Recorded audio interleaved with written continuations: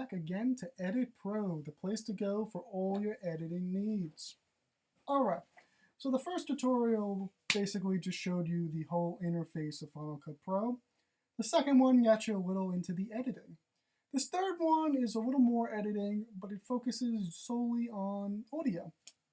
So I'm just going to go basically over some audio right now. We're going to have a whole nother tutorial on advanced audio, but it works very much like editing video. So here we have some audio clips. So farmers affirmatively decided to marry peaceful interrelationships with economic development. Delicious peace grows in a Ugandan coffee. Okay. And say we want to add this to a clip. And pretty simple. Drag it right in. Now it's added right there.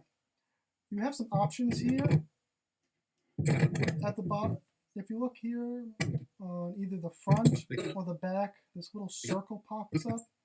That's the fade. If you want to maybe create a fade in so it doesn't start so loud, or a fade out, you have that option. I don't know why it's not working, but okay. You also have, here we go. See, now you create a fade, how long you want it to fade in and out.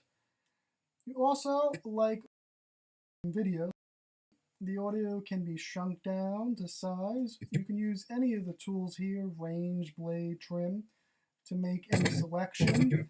Also, if you look at this middle bar, you see it says 0 dBs. That's decibels. That's the level, the volume level of the audio. So you can make changes right here. You could also go up here and in the volume, raise it or lower it. Maybe you need it a little louder. Voiceovers typically are usually set to -2 decibels, although it depends on the recording. Listen. In the foothills of Africa.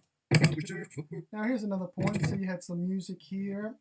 You know, you can do like I showed you before when we made a range.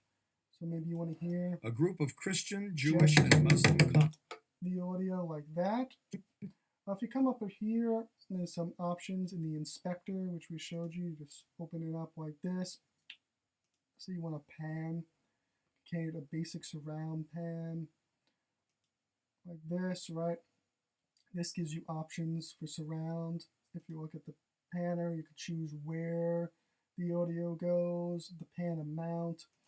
Also, these are all surround options. So, like in the case of this being a voiceover, they have certain presets you can use for that.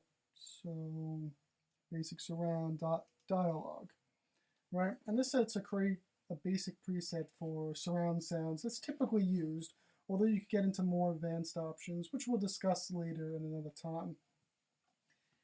Like I said, you could always blade, so maybe there's a mistake in one of your audio clips, you just don't want the whole thing. You could always collect your blade tool, cut it, and delete it.